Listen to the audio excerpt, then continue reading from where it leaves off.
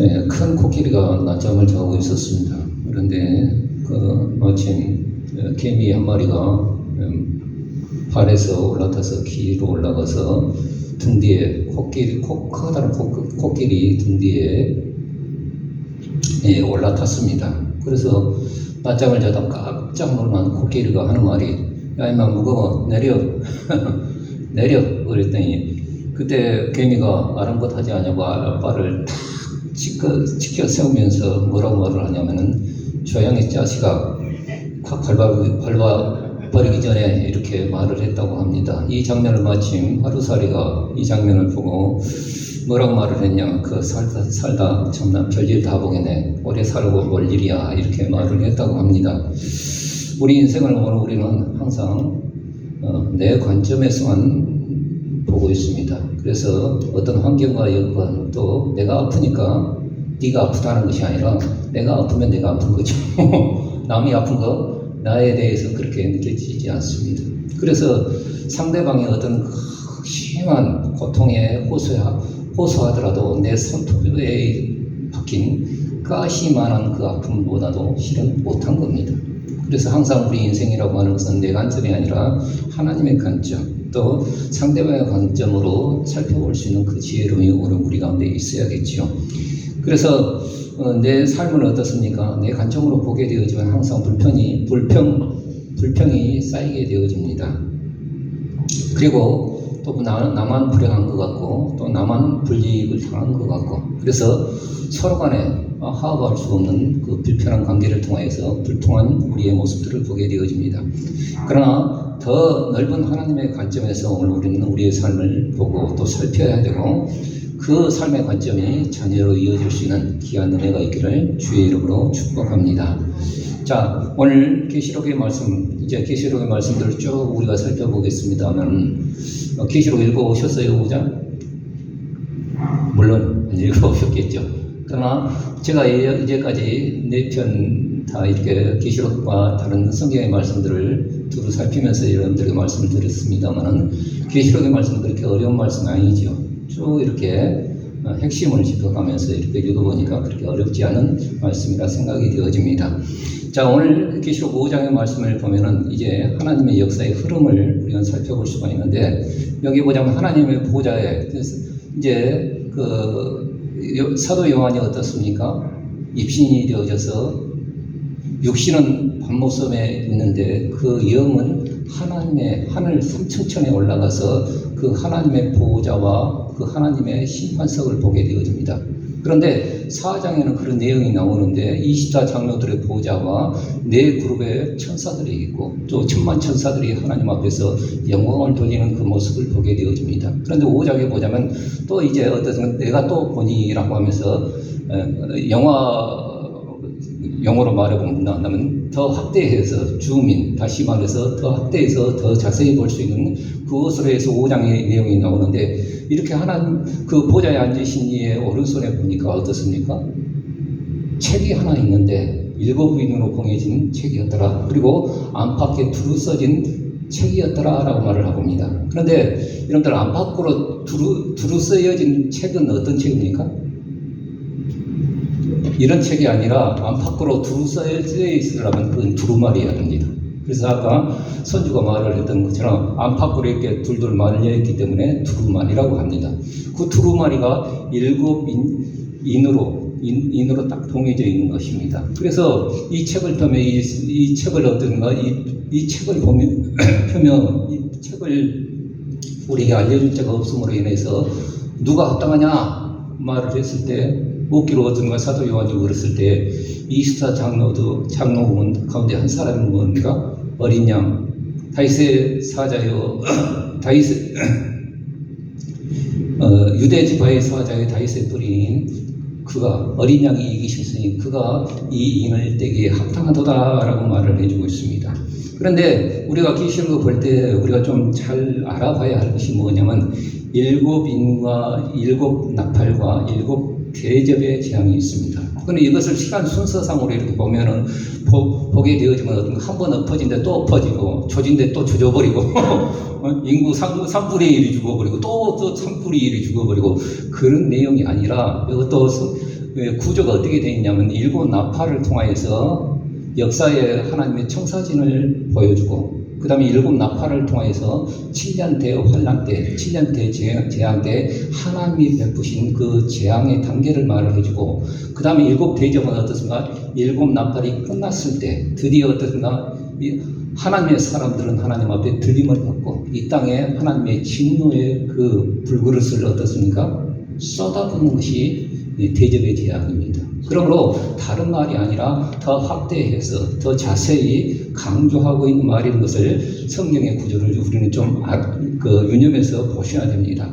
그래서 첫째 인에서 네 번째 인을 뗄 때 어떤 얘기가 나옵니까? 첫째 성물이 나타나서 어떻습니까? 인을 떼고 두 번째 인을 뗄 때 흰불 검청이라고 해서 흰 말과 붉은 말과 검정 말과 또 청황선 말인 탄자가 나오지요.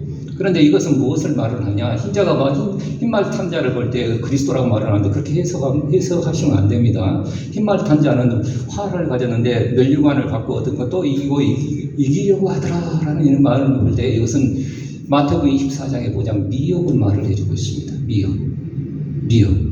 그리고 두 번째 붉은 말은 전쟁을 말을 해주고 있고 붉은 말을 탄자가 어딘가 검을 가져서 어떻습니까? 살육한 전쟁을 말을 해주고 있고 검정은 어떻습니까? 저울추를 얻어서 어떻습니까? 기근을 말을 해주고 있고 그 다음 청황색 말은 시체의 색이 어떤 색입니까? 청황, 누리티팅 빨간색이 하나도 없는 누리티팅하는 시체의 색이 사망. 그래서 전염병이 창궐하는. 그래서 이 역사를 볼 때 하나님의 관점에서 그 역사의 관점에서 볼 때 이 미혹과 전쟁과 기근과 전염병은 이 인류가 생존했을 때부터 계속 되어졌던 것입니다. 우리가 코로나로 인하여서 전에 역사에 한 번도 보지 못했던 이렇게 전염병이라고 말을 하지만 아니에요. 14세기에 보자면 흑사병이라고 하는 그 전염병이 어떻습니까? 온 유럽의 인구 4분의 1을 죽였습니다. 2천만 명이 죽었어요. 그것을 죽였어요. 그것뿐만 아니라 코로나로 인하여서 작년부터 3년간 우리가 몸서리 쳤지 않습니까? 3년 동안. 그런데 우리가 알아야 할 것은 2024년도에는 디지즈 X라고 해서 질병 X라는 것이 이미 발견이 되어져서 그 코로나보다도 20배 강력한 병용군이 그 바이러스가 발견이 되어지고 역시 WCC에서 어떻습니까? 이미 창궐할 것을 지금 예견하고 있습니다. 그럼 그때는 어떻습니까? 또 교회 문을 닫아야 돼. 이렇게 그런 일들이 지금 진행되어지고 있다는 것이죠. 그래서 그러나 중요한 것은 하나님의 역사의 관점은 무엇이냐? 일곱인을 통해서 어떤가 넷째 인까지 떼어지고 다섯째 인이 떼어질 때 어떤가 하나님의 재단 밑에 어떻습니까? 순교자들의 영혼들이 우리를 신원하여 주시지 않습니까? 이 얘기가 나오거든요. 이건 어떤 재앙과 상관은 없는 것인데 실은 하나님의 관점은 이 다섯째 인의 관심에 꽂혀 있는 것입니다.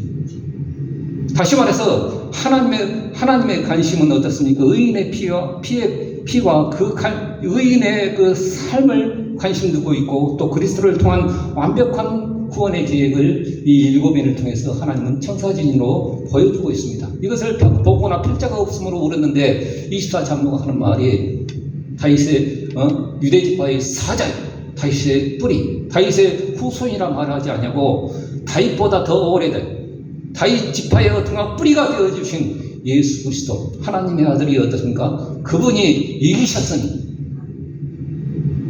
일찍 죽음을 당한 어린 양이라 죽임을 당한 것 같더라라고 말을 해주고 있습니다. 우리 죄를 위하여 십자가에 죽으시고 우리를 살려 그의 핏값을 주고 우리를 피로 사서 어떻습니까? 나라와 제사장으로 삼으신 그 놀라운 역사를 오늘 우리에게 복음을 통해서 우리에게 증거해 주셨습니다. 그러므로 이 피해의 역사를 어떻습니까? 이 피해의 역사를 반드시 어떻습니까? 이 일곱인을 떼기 합당한 분은 이 인류의 피해 역사를 반드시 구원하실 분이셔야 됩니다. 그분이 우리 주 예수 그리스도라고 성경은 말해주고 있습니다. 그래서 이것을 통하여 어떻습니까? 이제 하나님 보좌에 앉으신 하나님의 우편에 그 책을 어떻습니까? 어린 양이신 예수 그리스도가 받죠. 이제 재판이 받으면 어떤가 이것을 하나하나 뗄 때 그 놀라운 역사가 드러난 것을 보게 되어집니다. 그래서 이것을 받을 때 어떤가 하늘에서는 또 찬양이 울려 퍼지는데 네 생물과 24장로들이 그의 피로 사서 그 백성들을 어떻습니까? 나라와 제사장으로 삼으신 그 하나님의 놀라우신 영광을 찬양을 하게 되어집니다. 그때 어떤가 천만 천사가 하나님 앞에 찬양을 하게 되어지고 하늘과 땅 아래 바다에 있는 모든 생물 만물들이 하나님을 찬양하는 놀라운 삼중의 새노라가 울려 퍼지는 그 장면을 사도 요한이 보았더라라고 말을 해주고 있습니다. 오늘 이 말씀을 통해서 여러분들 일곱인 이건 하나님의 역사의 파노라마입니다. 하나님이 역사를 어떻게 관심 갖고 있고 어떻게 운행해 가실 것인가, 이건 일곱인을 통해서 오늘 우리에게 증거해 주시고 있다는 거예요. 그것은 무엇이냐? 아벨 이후로 어떻습니까? 순교의 피가 이 땅에는 흘려졌습니다. 믿음으로 산 자는 더 핍박받고 믿음으로 산 자는 더 어려움을 당하고 믿음으로 사는 것이 어려운 일이지만은 그 주대를 통하여서 하나님을 의지하고 살았던 자들에게 주님은 역사의 관점으로 보고 계신다는 것입니다. 그 빚값을 하나님 반드시 보상하시기 위해서 이 땅을 심판하신다는 사실이 역사의 파노라마입니다. 그러므로 이 역사의 수레바퀴를 오늘 우리는 알고 있다고 한다면 가고오는 이 역사의 시간 동안에 우리 성도들은 어떤 이치에 서 있어야 되는가? 그냥 세상의 향락과 세상에 돌아가는 이치와 그 고집과 내 자아를 버리지 못함으로 인하여서 그리스도가 내 안에서 정말 살아있는 역사를 통해서 드러내는 것이 아니라 여전히 내 고집과 내 자아에 묻혀있는 삶이라고 한다는 그 역사의 수레바퀴 속에 우리는 편승할 수 없습니다. 어떤 이치에 서야 하는가? 오늘 우리는 우리 인생을 바라볼 때 어떻습니까? 내 관점으로 바라봐서는 안 됩니다. 영혼의 관점에서 바라볼 수 있는 그 믿음이 있어야 합니다. 시편 90편은 가장 오래된 시편입니다. 누가 지었습니까? 모세의 시편입니다. 모세는 그 광야 40여 년 동안 가데스 바네아에서 하나님의 말씀을 거역하고 불순종했던 자기 민족, 자기 동료들의 그 죽음을 모래벌판에서 사막 한가운데서 200만이나 남자의 수만 200만이니까 남자의 수만 60만이니까 어마어마한 숫자가 죽었겠죠. 그것을 다 계산을 해보면 어떻습니까? 하루아침에 어떻습니까? 딱 100명씩 죽어가는 그 현실을 모세는 모래 벌판 사막에서 지켜봐야 했고 그것을 집도했습니다. 그야말로 어떻습니까? 90편에 나와 있는 말씀처럼 어떻습니까? 불순종으로 홍수처럼 썰어가시는 수없는 죽음을 모세는 목격했습니다. 그리고 70, 80의 생에 수고와 슬픔뿐인 신속히 날아가는 것인 것을 모세는 고백하고 있습니다. 70, 80이 어떻습니까? 아무리 자랑한다 할지라도 수고와 그 사랑이 수고와 슬픔뿐이요 신속히 가니 날아가나이다.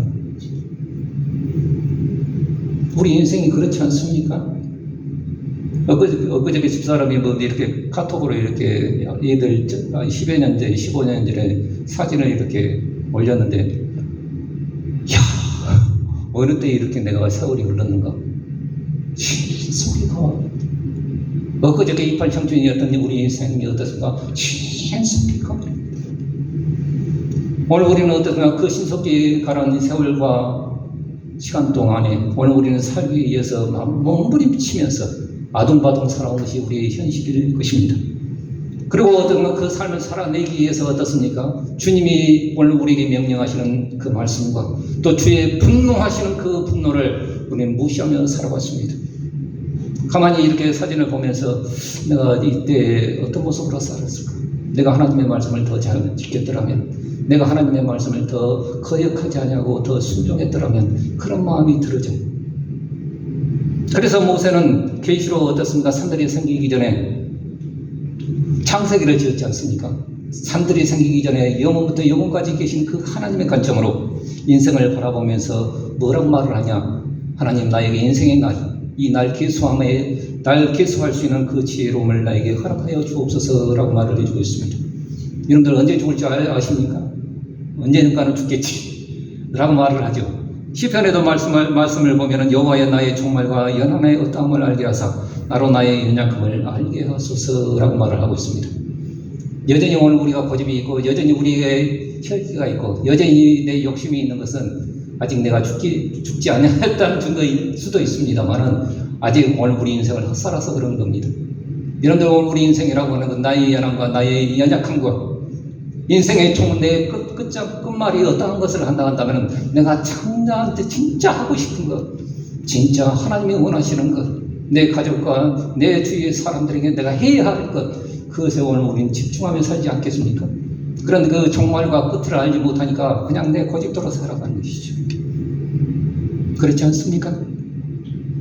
그러므로 오늘 우리는 지혜로움이 있어야 됩니다. 에베소서의 말씀처럼 어떻습니까? 어떻게 행할 것을 자세히 주의하여 지혜 없는 자같이 하지 말고 오직 지혜 있는 자같이 하여 세월을 아끼라. 때가 악하니라 라고 말을 해주고 있습니다. 여러분 지혜로움이 무엇입니까? 때가 악하니까 오늘 우리는 세월을 아껴서 어떻습니까? 하나님이 원하시는, 또 하나님께서 나에게 원하시는 그 순종의 그 발걸음을 한 걸음이라도 떼어줄 수 있는 그 은혜가 있기를 주의 이름으로 축원드립니다. 이것이 지혜로움이라는 것이죠.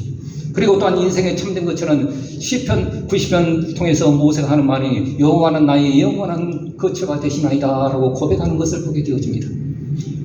모세는 어떻습니까? 40평생을 통하여 애굽의 궁궐에서 살았습니다. 또 쫓겨나서 어떻습니까? 미디안 광야에서 40평생을 똥구녕 닦아주느라고 40년 살았습니다.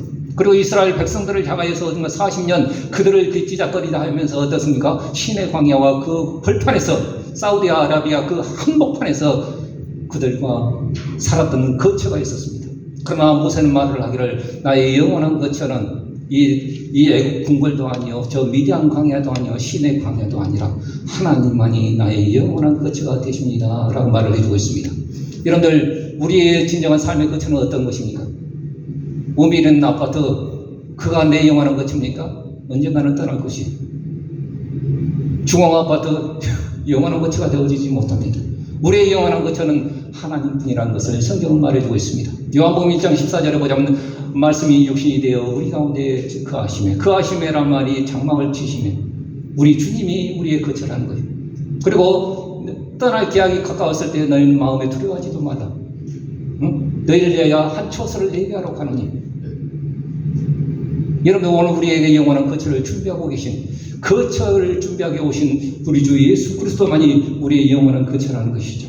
그러므로 오늘 모세는 말을 하기를 주의 행사를 나타내심으로 우리 행사를 경고케 하시고 그 다음 말이 중요합니다. 내 후손들에게도 내 후대에게도 그의 영광을 나타내시기를 모세는 갈망하고 있습니다. 모세는 어떤가? 누보산 비스가봉에 어떻습니까? 너 안 돼. 가데스바네에서 나의 거룩함을 들어주지 못해서 딱 두 번 말을 통해서 어떻습니까? 반석에 물을 내라고 말을 해야 되는데 두 번 화가 나서 어떻습니까? 화가 뿔딱두가 나서 언제까지 이스라엘 백성들이 하나님을 거역할 거니까 생각을 할 때 원통하고 화가 치미는 거예요. 그래서 분노로 혈기를 참지 못하고 그냥 지팡이 두 번 때릴 것 같고 너 안 돼. 나의 거룩함을 드러내지 못했어. 그럼 딱 거절하셨습니다. 그때 모세가 하나님 앞에 정말 하나님 앞에만 기도했습니다. 내 평생의 소원은 저 가나안 땅인데 왜 못 들어가게 하십니까? 그래 신명기 말씀을 통해서 두세 번 말을 하기를 어떤가 너희로 인하여서 못 들어가게 했다 이렇게 말씀하시는 장면들이 나와요. 얼마나 소원이 없겠습니까? 그러나 영혼의 관점에서 이제 어떻습니까? 자기는 못 들어가나 여호수아를 통해서 후손들이 그 땅에 들어갈 것이고 그 후손들을 통하여 다윗의 하나님의 약속하신 그 열조를 통하여 메시아가 올 것이라는 것을 모세는 내다보고 내 후손에게도 그 하나님의 영광을 나타내시옵소서라고 말을 해주고 있습니다. 여러분들 우리 인생이라고 하는 것은 내 때에 내 시간대에 내 타임에 어떻습니까? 그런 일들이 반드시 이루어져야 하나님의 은혜라고 생각할지 모르지만 하나님은 그렇게 급하지 않으셔요. 나만 급하지. 그러므로 나는 죽으나 그 하나님의 약속과 그 하나님의 사명이 이어지길 주의 이름으로 축복합니다. 그것이 영혼을 바라보는 관점이에요. 모세는 어떻습니까? 영혼의 관점에서 산들이 있기 전에 그 천지를 창조하시는 그 하나님, 영혼부터 영혼까지 계시는 그 하나님이 내 인생뿐만 아니라 이스라엘 백성들을 끄집고 가시는 그 놀라운 것들을 바라보게 되어집니다. 한 번도 실수하지 아니하시는 그 하나님이 우리 인생을 이끌고 가신다는 이 사실 앞에 우리는 아멘할 수밖에 없습니다. 24장로들과 네 상물들이 어떻습니까? 그 천상의 어떤가 경배의 복음 일곱인을 떼신 예수 그리스도 앞에 어떤 경배와 찬양을 들렸던 것처럼 우리 또한 경배와 찬양뿐이라는 사실을 오늘 이 말씀을 통해서 우리는 깨닫게 되어집니다. 그러므로 여러분들 오늘 우리는 우리 인생을 바라볼 때 내 관점에서만 바라보지 마시고 하나님의 관점에서 바라보므로 우리는 아멘하고 감사할 수 있는 귀한 은혜가 있기를 주의 이름으로 축복합니다. 여러분들 야곱이 험악한 세월을 했죠. 살았죠. 147세가 되었을 때 어땠습니까? 애국 땅에 거할 때 17년이 되었죠. 눈이 멀었어요. 그리고 마지막 유언을 해요. 그때 요셉에게 하는 말들이 있습니다. 한번 48장 한번 말씀 읽어보십시다. 자, 읽어봅시다. 시작. 이스라엘이 요셉에게 또 이르되 나는 주구나 하나님이 너희와 함께 계시사 너희를 인도하여 너희 조상의 땅으로 돌아가게 하시려니. 이런들 나는 주구나 사명은 살았고 나는 주구나 후손들은 이어질 것이고 나는 주구나 하나님의 언약은 이어질 것입니다. 이것이 영원의 관점에서 바라보는 내 인생의 의미입니다. 그러므로 여러분들 내 때에 그것이 이루어지지 않는다 할지라도 하나님의 관점에서 내 인생을 간직할 수 있는 귀한 은혜가 있기를 주의 이름으로 축복합니다. 그렇다고 한다면 오늘 말씀을 통해서 오늘 우리는 소망의 메시지가 뭔가, 그럼 주님께서 알아서 하시지 소망의 메시지가 뭔가. 이사야서 35장에 보자면 대재앙에 누가 살아남겠느냐. 요한계시록의 말씀을 읽어보면 두렵기도 해요. 인구 3분의 1이 자연이 어떻습니까? 큰 우박이 떨어져서 막 두렵기도 해요. 그런데 이 대재앙 가운데 누가 살아남을 수 있고 누가 하나님 앞에 설 수 있겠는가? 믿는 자라고 해서 하나님께서 어떻습니까? 그 환란을 면하시는 것은 없어요. 7 나팔 마지막 나팔 불 때에 그때야 그 환란을 견디는 자들이 하나님 앞에 들림 받는 것이지 이 환란을 면피하는 것이 없습니다. 두렵기도 해요. 그런데 우리가 대재앙 가운데 누가 살아남을 것이면 누가 하나님 앞에 설 것인가? 그런데 성경은 재앙만 있는 것이 아니라 하나님의 구원의 메시지로 소망을 주시는 말씀도 많이 있다는 것입니다. 격한 재앙과 핍박 가운데 유일한 소망은 무엇이겠습니까? 하나님의 구원과 그것을 반드시 우리에게 보고서하시는 그 메시지입니다. 이사야서 말씀해 보자면 그 일 후에 그때에 이런 말들이 나올 때 어떤 거예요? 여기서는 가장 중요한 하나님의 구원하심의 정점을 해주는 말입니다. 그런데 그때 어떤 일이 일어날 것인가? 이사야서는 말을 할 때 메바른 사막에 백합화가 필 것이며, 백합화라고 말을 할 때 오늘 우리 성경을 볼 때 흰 백합화를 말을 하고 있습니다만은 중동 지역에서 백합화는 그것이 아니라 아네모네라고 해서 빨간 수선화 비슷한, 양귀비 비슷한 그런 꽃입니다. 그러니까 봄이 되어지면 온 들판에 이 어떻습니까? 꽃이 말이에요. 메마른 사막이 어떤가 비가 내려서 어떻습니까? 아네모네의 이 빨간 수선화 백합화가 쫙 필 것이고, 또 소경과 귀머리가 들으면서 볼 것이며, 벙어리가 말을 하게 되어진 놀라운 회복이 일어날 것이며, 광야와 사막이 시내가 흐를 것이며, 광야에 사막이 흐를 것이며, 시내가 흐른대. 거울과 시온의 대로가 뚫려져서 오직 구속함을 받은 자, 성량함을 받은 자만 그 길을 통행할 것이며, 기쁨과 즐거움으로 돌아오면서 슬픔과 탄식은 달아나는 그때가 언제일 것입니까? 물론 성경을 볼 때, 오늘 우리는 예언의 말씀을 볼 때, 우리는 예언서를 읽어볼 때 이것은 어떤가? 바벨론 1차 바벨론 포로 기한 때에 이루어졌습니다. 그럼에도 불구하고 이 예언의 말씀을 볼 때 다 이루어졌다라고 말할 수 없습니다. 소경이 보며 어떤가? 벙어리가 말하며 기머거리가 들을 것이라고 했는데 이런 일이 이루어지지 않았거든요.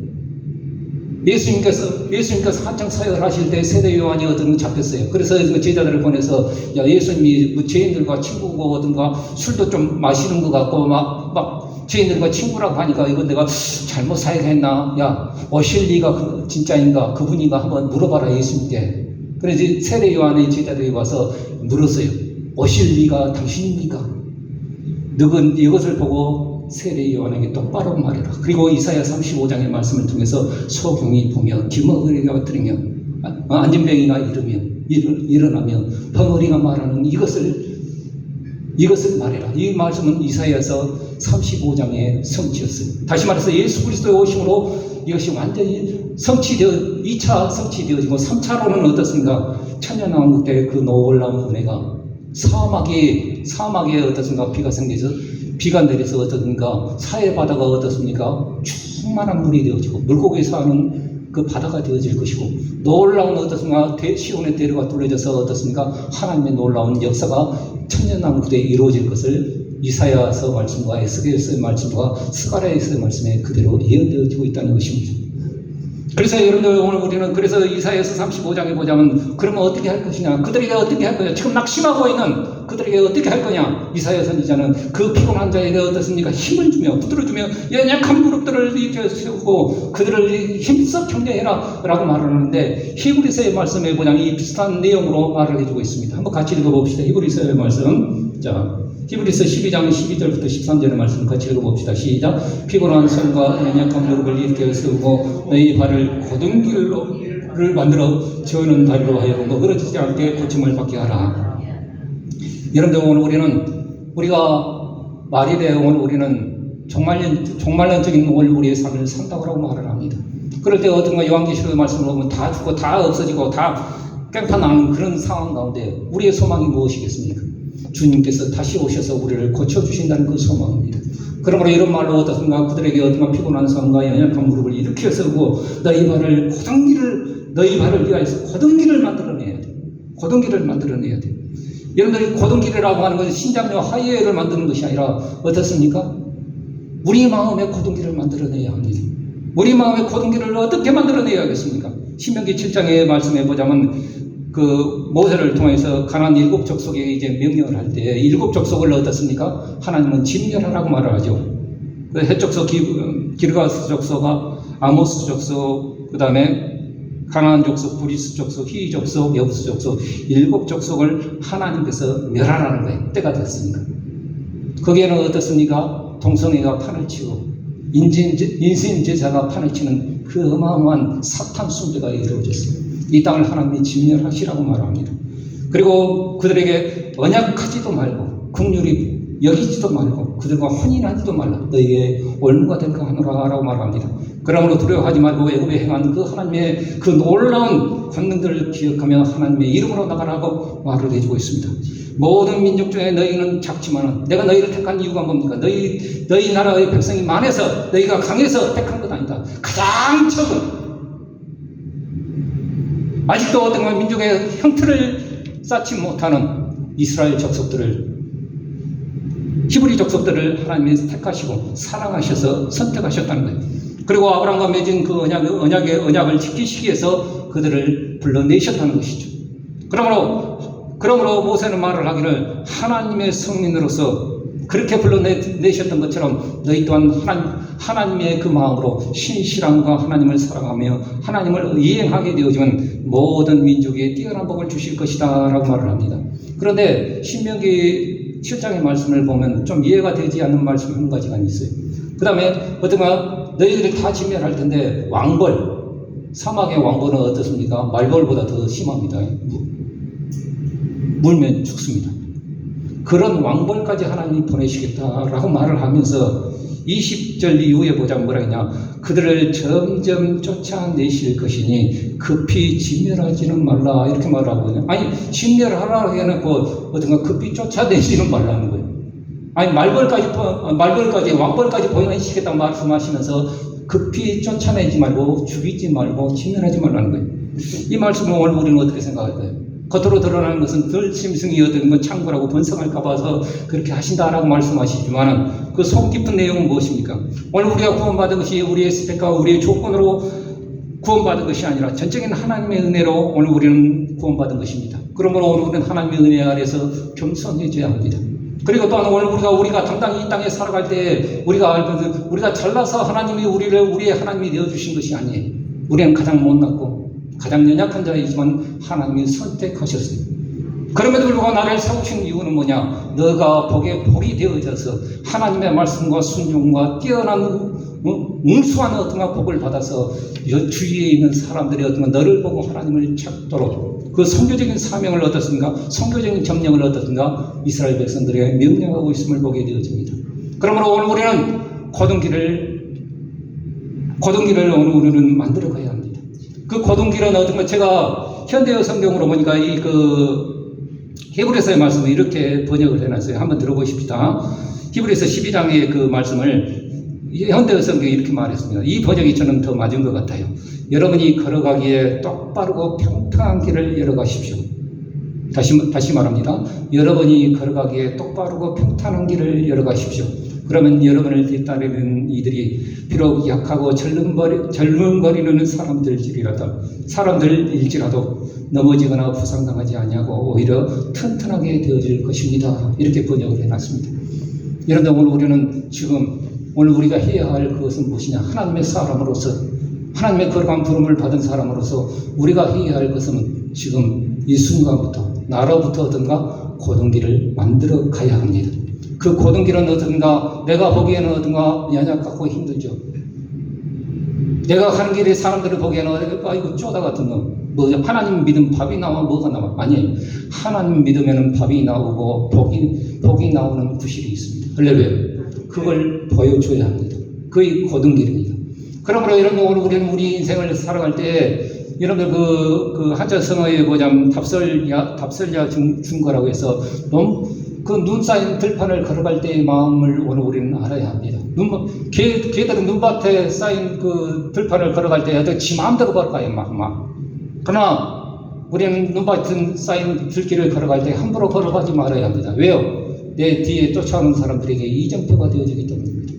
그러므로 우리의 신앙생활에 고등길을 만들어 가야 합니다.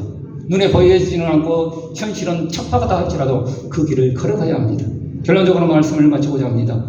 흔들리는 현실 앞에서 영혼의 이때 오늘 우리는 어떻게 살아갈 수 있을까요? 사람은 보이지 않는 세계보다는 당장 먹고 살아가는 현실이 더 급선무이기 때문에 그냥 눈에 보이는 대로, 눈에 보이는 것이 최고여서 그것에 집중하며 편승되어지며 그의 알람만 뛰면서 그 삶에 만족하며 그것에 한 자리 끼려고 우리는 몸부림치는 것이 우리의 현실이기도 합니다. 그러나 소망이라고 하는 것은 보는 것으로 말미암지 않다는 것을 성경은 말해주고 있습니다. 로마서의 말씀 한번 같이 읽어보십시다. 시작. 우리가 소망으로 구원을 얻었으며 보이는 소망이 아니니 보는 것을 누가 바라리요? 만일 보지 못하는 것을 바라면 참음으로 기대될지니라. 그렇죠. 하나님의 역사의 관점은 믿음 가진 성도들의 그 헌신과 피에 집중되어 있습니다. 그리고 그들을 구원할 완벽한 구원의 계획을 그리스도 안에서 세우셨습니다. 그러므로 영혼의 관점에서 내 삶을 하나님의 성민으로서 오늘 우리는 거룩하고 또 그 속에서 분투하며 또 그 속에서 싸워 승리하는 그 삶을 우리는 지금 살아가야만 합니다. 설령 그것이 내 때에 안 이루어졌다 할지라도 영원하신 하나님이 신실하게 그것을 이행하실 것입니다. 그러므로 지금 내가 걷고 있는 그 길이 어떤 길이어야 하겠습니까? 고든 길이어야 합니다. 믿음의 길이어야 합니다. 인내의 길이어야 합니다.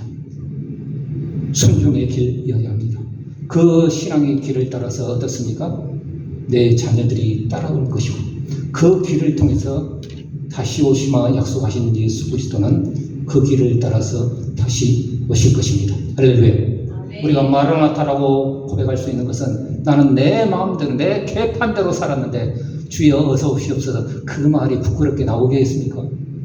어찌하든지 우리의 형편 가운데 인내의 말씀을 지키고 그 헌신과 순교는 아닌다 할지라도 핏부림의 그 어떤 그 삶의 우리의 삶 가운데서 어찌하든지 믿음 한 자락 부여잡고 살아갈 때 우리의 마지막 입술에서 나오는 찬양이 마라나타일 수 있습니다. 그러므로 여러분들 이 길을 끝까지 고등길을 걸어가기를 주의 이름으로 축복합니다. 기도하겠습니다.